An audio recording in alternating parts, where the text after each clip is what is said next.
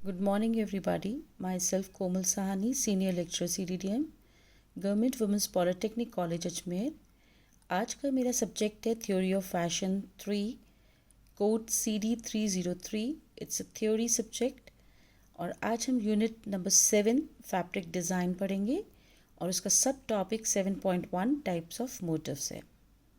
Fabric design में हम सबसे पहले ऑब्जेक्टिव्स के बारे में जानेंगे, जो कि फैब्रिक डिज़ाइन के कौन कौन से प्रमुख उद्देश्य होते हैं उनके बारे में हम एक संक्षिप्त अध्ययन करेंगे। फैब्रिक डिज़ाइन के 8 प्रमुख उद्देश्य होते हैं, जो कि इस प्रकार से है। उद्देश्य जो होते हैं वो फैक्ट्स और कंडीशंस पर आधारित होते हैं तथा ये एक विशिष्ट प्रकार का परिणाम होता है जो किसी व्यक्ति विशेष या प्रणाली के द्वारा समय सीमा में आवश्यक उपलब्ध स्रोत के अनुसार प्राप्त किया जाता है और ये आसानी से इसे मापा भी जा सकता है और ये एक विशिष्ट प्रकार के होते हैं और तथा एक ये ऐसा टूल है जो कि सारी प्लानिंग और सारी क्रियाओं को इसमें सम्मिलित करता है। अब 8 प्रकार के जो हमारे उद्देश्य हैं वो इस प्रकार से हैं। पहला है brief knowledge about the fabric structure. इससे तात्पर्य है कि हम वस्त्र की संरचना के बारे में अध्ययन करें या फिर हम उससे संबंधित ज्ञान प्राप्त करते हैं। दूसरा मुख्य उद्देश्य है the importance and detail study of design, यानी कि डिज़ाइन का महत्व तथा उसके बारे में विस्तृत अध्ययन करना। थर्ड पॉइंट है to understand the basic fundamental elements and principles of design. इससे ये तात्पर्य है कि डिज़ाइन के आधारभूत तत्वों और सिद्धांतों को समझना। फोर्थ ऑब्जेक्टिव है हमारा creation of design motifs and pattern and the types, यानी कि डिज़ाइन मोटिव और पैटर्न का किस प्रकार से सृजन किया जाता है और वो कितने प्रकार के होते हैं। फिफ्थ है understanding the modes of creating pattern, यानी कि पैटर्न के सृजन में किस प्रकार से और कौन कौन से मोड्स को अपनाया जाता है उसको समझना।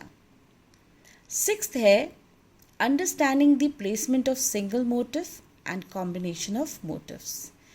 इससे ये तात्पर्य है कि किस प्रकार से हम सिंगल मोटिव और विभिन्न प्रकार के मोटिव को कंबाइन करके किसी भी निश्चित क्षेत्र में उसको व्यवस्थित करना या उसको प्लेस करना, उसके बारे में हम जानकारी प्राप्त करते हैं। सेवेंथ है पैटर्न एंड पैटर्न अरेंजमेंट। इसमें यह है कि हम जब भी मोटिव से कोई भी पैटर्न क्रिएट करते हैं तो वो किस प्रकार का होगा और कितने प्रकार के होते हैं पैटर्न और उनकी जो व्यवस्था होती है वो किस प्रकार से की जाती है। 8th पॉइंट है हमारा fabric design related to garment construction. जब भी हम परिधान का निर्माण करते हैं तो वस्त्र डिज़ाइन का बहुत अधिक महत्व होता है और वो किस प्रकार से परिधान निर्माण में अपना प्रभाव छोड़ता है उसके बारे में हम जानकारी प्राप्त करेंगे। ऑब्जेक्टिव्स के बाद हम फैब्रिक डिज़ाइन में कुछ की टर्म्स जिनका प्रयोग किया जाता है उसके बारे में अध्ययन करेंगे। ये टर्म्स बहुत ही महत्वपूर्ण होते हैं और इनका सर्वाधिक प्रयोग किया जाता है। जैसे कि सबसे पहले फैब्रिक। फैब्रिक एक टेक्सटाइल है या फिर क्लॉथ है या फ्लेक्सिबल मटेरियल है। सेकंड है फैब्रिक स्ट्रक्चर, यानी कि वस्त्र संरचना। वस्त्र संरचना भिन्न भिन्न प्रकार की होती हैं और कितने प्रकार की होती हैं उसके बारे में हम यहाँ पर जानकारी प्राप्त करते हैं, जैसे कि woven, knitted, non woven and mash fabric. वस्त्र संरचना में हम ये देखते हैं कि किस प्रकार से उन पर हम डिज़ाइंस को क्रिएट कर सकते हैं। थर्ड है डिज़ाइन। डिज़ाइन का अर्थ है रेखा, आकार, स्पेस, रंग और पोत को हम सही ढंग से व्यवस्थित करना डिज़ाइन कहलाता है। It means it is defined as the arrangement of line, form, shape, space, color and texture according to the principle of design। और ये जो डेफिनेशन है वो सभी पर अप्लाई की जा सकती है, किसी भी प्रकार के डिज़ाइन के लिए की जा सकती है, जैसे कि घर के लिए, कार, रेफ्रिजरेटर्स हों, गार्डन्स हों, बुके हो एंड क्लोथिंग्स हो। तो ये सभी प्रकार के डिज़ाइंस में इसका प्रयोग किया जा सकता है।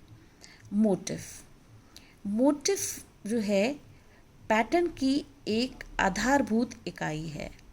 तो इसका मतलब है कि it is a basic unit of pattern. Fifth में पैटर्न है।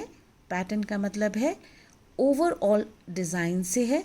ओवरऑल डिज़ाइंस का मतलब होता है कि जब हम मोटिव को एक निर्धारित क्षेत्र में अरेंज करते हैं या उसको व्यवस्थित करते हैं तो पैटर्न का निर्माण होता है। 6 पॉइंट है ज्योमेट्रिकल। ज्योमेट्रिकल का शब्द हम यहाँ पर मोटिव्स के लिए करते हैं और ज्योमेट्रिकल वर्ड यानी कि जो भी ज्योमेट्री के सिद्धांतों पर आधारित होती है उन्हें हम ज्योमेट्रिकल वर्ड से डिनोट करते हैं। 7th है हमारा रियलिस्टिक, जो कि यथार्थवादी या फिर स्वाभाविक होता है, उसे हम रियलिस्टिक में लेते हैं। 8th पॉइंट है स्टाइलाइज्ड। स्टाइलाइज्ड का मतलब होता है जो शैली के अनुरूप होता है और अस्वाभाविक होता है, यानी यथार्थ से परे होता है। एब्स्ट्रैक्ट भी एक प्रकार का मोटिव में ही इंक्लूड किया गया है इस शब्द को, और इसका अर्थ है जो निराकार होता है, यानी कि जिसका कोई आकार नहीं होता है तथा जिसे समझना बहुत ही अधिक कठिन होता है। 10th पॉइंट है हमारा रिपीटिशन, जिसे हम दोहराव, यानी कि जब हम मोटिव को किसी भी पैटर्न में बार बार थोड़ी थोड़ी दूरी की अंतराल पर जब हम उसे दोहराते हैं तो वो शब्द कहलाता है रिपीटिशन या फिर आवृत्ति। 11th पॉइंट है कंट्रास्ट। कंट्रास्ट का मतलब होता है यानी कि विपरीत होना। तो विपरीत जो है वो हमेशा बैकग्राउंड एरिया और मोटिव और पैटर्न के बीच में इस टर्म का सबसे अधिक प्रयोग किया जाता है। 12th पॉइंट है एम्फेसिस। एम्फेसिस एक प्रकार का सिद्धांत है जो कि डिज़ाइन से संबंधित है, और जैसा कि हमें पता है कि जो डिज़ाइन है वो सिद्धांतों पर आधारित होता है। जब डिज़ाइन का निर्माण किया जाता है तो वो सिद्धांतों पर आधारित होता है। तो एम्फेसिस जो होता है उसमें उसका अर्थ है कि यानी कि बल देना, यानी कि हमें किस मोटिव को कितना बल देना है, मोटिव को बल देना है या बैकग्राउंड को देना है, वो शब्द का हम वहाँ पे प्रयोग करते हैं। 13th पॉइंट है हमारा बैकग्राउंड। बैकग्राउंड से तात्पर्य है यानी कि नेगेटिव स्पेस भी हम कह सकते हैं, यानी कि जिस पे हम मोटिव बनाते हैं या निर्मित करते हैं या उसको सजाते हैं, तो जो पूरा क्षेत्र होता है उसे हम कहते हैं बैकग्राउंड। 14th पॉइंट है स्पेस। ये स्पेस भी एक डिज़ाइन का एलिमेंट है, यानी तत्व है, जो कि बहुत ही मुख्य होता है।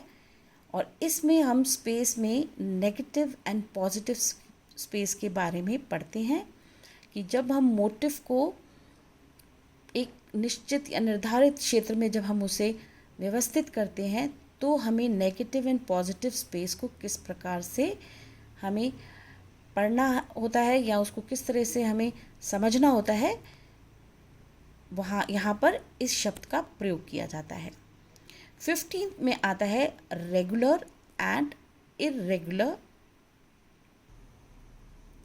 रेगुलर एंड इर्रेगुलर में यहाँ पर पैटर्न की व्यवस्था पर इन शब्दों का प्रयोग किया जाता है।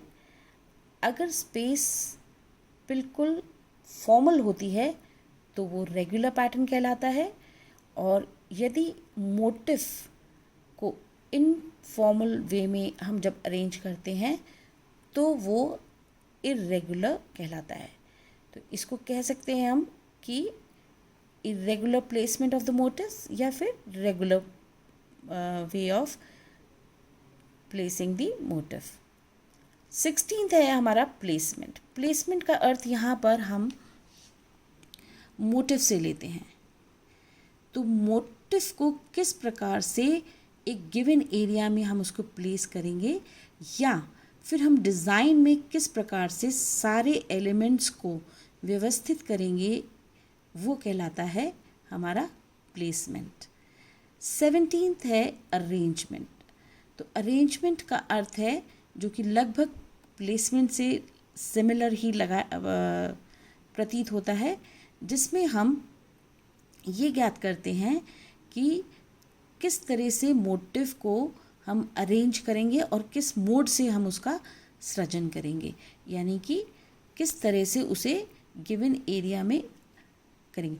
अब अरेंजमेंट में हम कह सकते हैं कि अगर हमें कोई मोटिव का निर्माण करना होता है तो उस में हम जो डिज़ाइन के एलिमेंट्स हैं उनको किस तरह से अरेंज करेंगे, यानी कि जैसे कि लाइन है, टेक्सचर है, कलर है, और जो गिवन स्पेस है, यानी कि कितनी स्पेस का होना चाहिए या कितना चौड़ा और लंबा मोटिव होना चाहिए, उससे भी ये शब्द हमारा संबंधित होता है। नेक्स्ट स्लाइड में हम definition of the following terms related to fabric design पढ़ेंगे। सबसे पहला वर्ड है design. Design is defined as the arrangement of line, form, shape, space, color and texture according to the principle of design. And this definition can be applied to any kind of design including houses, cars, refrigerators, gardens, bouquet and clothings. इससे ये तात्पर्य है कि design रेखा, आकार, space, रंग और पोत को सही ढंग से व्यवस्थित सिद्धांतों के अनुसार करना डिज़ाइन कहलाता है।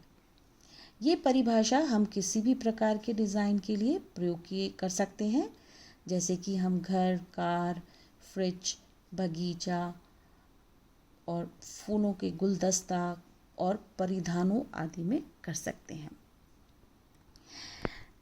सेकंड है हमारा motive.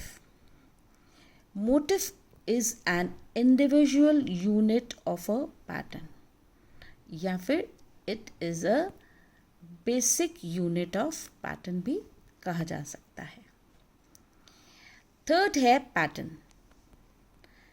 Pattern is a overall design and it is a arrangement of motif in a given area या predetermined area is known as a pattern. Next slide में हम टाइप्स ऑफ मोटिव्स के बारे में जानकारी प्राप्त करेंगे। Motifs can be classified according to design style, यानी कि इन्हें हम डिज़ाइन शैली के अनुरूप वर्गीकृत करते हैं। ये 4 प्रकार के होते हैं। पहला है ज्योमेट्रिकल मोटिव, दूसरा रियलिस्टिक मोटिव, थर्ड है stylized motifs and fourth is abstract motif. सबसे पहले हम पढ़ेंगे ज्योमेट्रिकल मोटिव। ये ज्योमेट्री के सिद्धांतों पर आधारित होता है और इस प्रकार के जो मोटिव्स होते हैं उनमें सीधी रेखाएं, घुमावदार रेखाएं या आकृतियों को सम्मिलित किया जाता है और इनमें प्रबल ज्योमेट्री की विशेषताओं को देखा जा सकता है। जैसे कि इसके एग्जाम्पल्स हैं आपके प्लेट्स, चेक्स, स्ट्राइप्स, सर्कल्स आदि। इन मोटिव्स को वस्त्र निर्माण यानी कि बुनाई से पूर्व सूत्र को रंग कर या फिर बुने हुए वस्त्रों पर छपाई के द्वारा किया जाता है। नमूनेदार जो वस्त्र होते हैं वो रंजित सूत्रों से निर्मित किए जाते हैं। वह नमूने बराबर यानी कि ऑन ग्रेन में होते हैं और छपे हुए वस्त्र जो होते हैं वो निरंतर हमारी कठिनाइयाँ उत्पन्न करते हैं और जब हम इनसे परिधान का निर्माण करते हैं तो ये नमूनों का जो मेल होता है वो उपयुक्त नहीं होता है और शरीर पर भी वो असमान रूप से लटकते हैं यानी कि अनइवनली हैंग करते हैं। सेकंड है हमारा रियलिस्टिक मोटिव, जिन्हें हम वास्तविक या यथार्थवादी मोटिव्स भी कहते हैं। ये मोटिव्स अपेक्षाकृत काल्पनिक से संबंधित ना होकर तथ्यों पर आधारित होते हैं। इस प्रकार के मोटिव्स प्रकृति के प्रतिरूप होते हैं और इसमें हम त्रि-आयाम को सबसे अधिक देख सकते हैं। इसमें जैसे कि बाग में फूलों का खिलना, पेड़ों पर नींबू लगे होना, जंगल के जानवर आदि सबको सम्मिलित किया जाता है।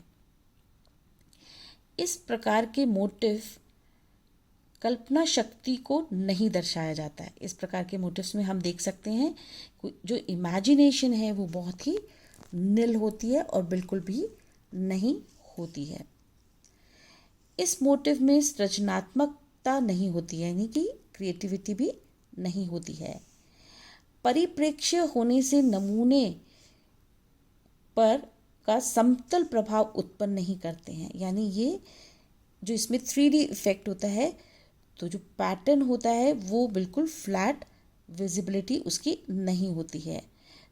त्रि-आयाम प्रभाव होता है और त्रि-आयाम प्रभाव उत्पन्न करने के लिए जो भी ऑब्जेक्ट होता है उसको शेडिंग से हम ओवरलैपिंग करके दिखाते हैं और आकार और पोत का यानी कि जो शेप है और जो टेक्सचर्स है उसका इंक्रीजिंग और लाइट करके उसको दर्शाया जाता है।